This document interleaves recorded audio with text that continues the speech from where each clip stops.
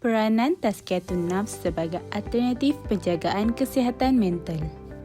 Tahukah anda bahawa Persatuan Kesihatan Sedunia WHO menyatakan kesihatan mental adalah keadaan kesejahteraan di mana individu menyadari kemampuannya sendiri, dapat mengatasi tekanan seharian yang biasa, mampu bekerja dengan produktif dan efektif serta dapat menyumbang kepada masyarakat sekitar. Sebagai contoh, terdapat 3 isu yang berlaku di Malaysia yang dikenal pasti terjadi berpunca daripada gangguan mental. Seperti contoh, KKM merekodkan sebanyak 424,000 kanak-kanak di Malaysia mengalami masalah mental. Malaysia Gazette melaporkan seorang wanita didapati cuba terjun dari tingkat 14 kompleks PKNS akibat cintanya ditolak. Ketua Polis Daerah Barat Daya pada sidang akhbar melaporkan bahawa seorang anggota polis berpangkat sarjan maut selepas dipercayai menembak dirinya sendiri. Jadi, siapakah pihak yang akan membantu golongan tersebut? Dalam konteks di Malaysia, isu-isu ini dibantu oleh Kementerian Kesihatan Malaysia melalui Badan Perubatan Tradisional dan Komplementari. Badan Perubatan Tradisional dan Komplementari memperkenalkan 7 cara rawatan iaitu rawatan tradisional Melayu, rawatan tradisional Cina, rawatan tradisional India, homeopati, kiropraktik, osteopati dan amalan pengubatan Islam. Dalam amalan pengubatan Islam, terdapat beberapa alternatif, antaranya adalah Psychospiritual Islam. Psychospiritual Islam adalah satu konsep yang menjadikan akhlak sebagai pendekatan utama bagi menangani masalah mental, spiritual, emosi dan perilaku seseorang. Berdasarkan pendefinisian Psychospiritual Islam, kaedah pengurusan kesihatan mental dapat dikategorikan kepada 4 aliran proses pengurusan, bermula daripada pengurusan keimanan, pengurusan ibadah, pengurusan ihsan dan pengurusan akhlak. Pengurusan keimanan. Ia melibatkan 6 rukun iman. Konflik rukun iman yang sering berlaku adalah tahap keyakinan seseorang kepada qada dan qadar, iaitu keyakinan yang sempurna terhadap qada dan qadar akan menjadikan seseorang mampu terima sesuatu ketentuan yang buruk kepada diri mereka. Dengan keimanan yang kuat, mampu menangkis serangan gangguan emosi yang boleh menyebabkan gangguan mental. Ini bermaksud, memahami konsep keimanan perlu bersama pengurusan penghayatan iaitu rukun ihsan. Pengurusan ibadah. Dalam pengurusan ibadah, elemen yang difokuskan adalah 5 elemen dalam maqasid syariah iaitu menjaga agama, nyawa, keturunan, akal dan harta. Penjagaan mengaplikasikan rukun ihsan iaitu menghayati elemen dalam maqasid syariah adalah bertepatan kaedah pengurusan ibadah yang sempurna. Pengurusan penghayatan terhadap qada dan qadar dan elemen maqasid syariah akan menghasilkan pengurusan akhlak yang sempurna.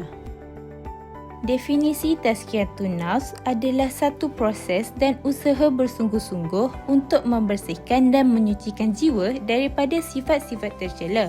Ia merupakan satu kaedah atau proses yang sangat penting dalam pembangunan insan untuk melahirkan insan yang seimbang aspek jasmani, akal, emosi dan rohaniah. Tazkiyatun Nafs menekankan aspek kerohanian dengan kaedah latihan ibadah seperti solat, berzikir, berfikir, membaca Al-Quran, Qiyamul Lail dan sebagainya. Langkah-langkah Tazkiyatun Nafs sebagai alternatif penjagaan kesihatan mental. Langkah pertama, taubat. Berdasarkan kitab Ihya Ulumuddin karya Imam Al-Ghazali, beliau mendefinisikan taubat sebagai memohon keampunan atas dosa dengan berjanji untuk tidak akan melakukan kesalahan yang sama dan kembali ke jalan Allah SWT. Langkah yang boleh diambil setelah menyadari telah melakukan dosa adalah dengan bersegera melaksanakan solat sunat taubat. Kemudian, perbanyakkan beristighfar serta memohon keampunan kepada Allah SWT dan merasa menyesal dengan bersungguh-sungguh untuk tidak mengulangi kesalahan-kesalahan yang dilakukannya. Seterusnya, memohon kemaafan sesama manusia. Tuntasnya, Dalam bertaubat, perlulah akan istiqomah dalam melaksanakan perintahnya dan menjauhi dari larangannya. Hak dengan Allah, hak dengan manusia. Jadi, taubat yang sejati adalah taubat yang melibatkan memperbaiki hubungan diri dengan Allah dan juga sesama manusia. Langkah kedua, solat. Melakukan solat 5 waktu, membudayakan amalan sunat berkait dengan solat seperti solat sunat, berzikir sebelum dan selepas solat, tawaduk dan khusyuk mendirikan solat. Langkah yang dapat diaplikasikan untuk mencapai kekhusyukan dalam solat adalah peka apabila masuknya waktu solat dengan membuat turun aplikasi azan dalam telefon bimbit, bersiap sebaik mungkin dan bersegera ke masjid, mendirikan solat secara berjamaah walau di mana sahaja berada, makan secukupnya dan tidak berlebihan kerana dapat menimbulkan rasa malas dalam mendirikan solat. Langkah ketiga, zikir. Dalam konsep rawatan Islam, zikir adalah suatu aktiviti yang sangat penting kerana asas zikir adalah untuk membersihkan hati daripada sifat mazmumah dan menghiasi hati dengan sifat mahmudah. Kerana hati adalah tempat yang menyimpan segala perasaan-perasaan negatif yang boleh menghalang seseorang daripada bersifat positif. Apabila hati tidak dibersihkan daripada sifat negatif, ia akan mendorong segala perbuatan dan pemikiran yang negatif. Antara lafaz zikir yang diajarkan ulama tasawuf adalah dengan lafaz La ilaha illallah. Melalui lafaz ini, ulama mempraktikkan dengan 2 kaedah, iaitu zikir secara jahar dan zikir secara kafi. Zikir secara jahar adalah zikir yang dibaca secara kuat. Seperti contoh, mengulang-ulang lafaz La ilaha illallah sebanyak-banyaknya.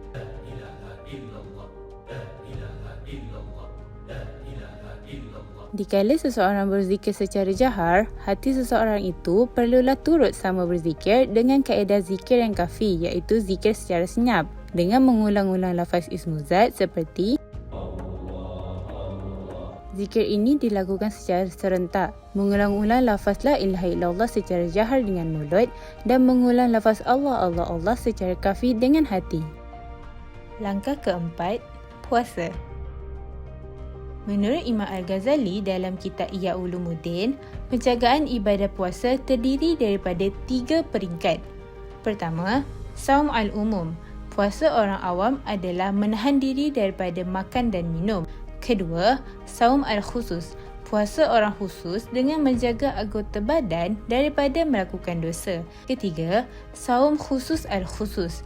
Puasa orang yang paling khusus dengan menjaga hati daripada fikiran dan kebimbangan yang sia-sia serta menahan hati dari segala sesuatu selain Allah secara total. Puasa orang yang paling khusus adalah pertama, menjaga lisan.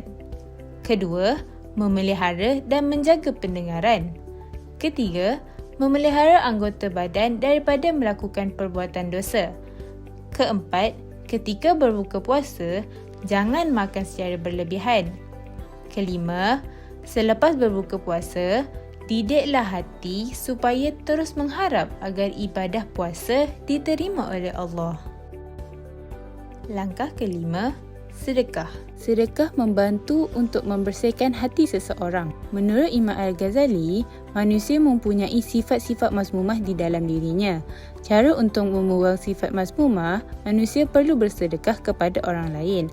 Kerana bersedekah dapat membuatkan seseorang berasa gembira dan dapat mengikis sifat marah, kikir, hasad, ujub dan lain-lain. Kesan sedekah terhadap keikhlasan hati adalah apabila manusia telah membuang sifat mazmumah dalam hati dengan bersedekah, maka akan lahirlah sifat redha dan ikhlas.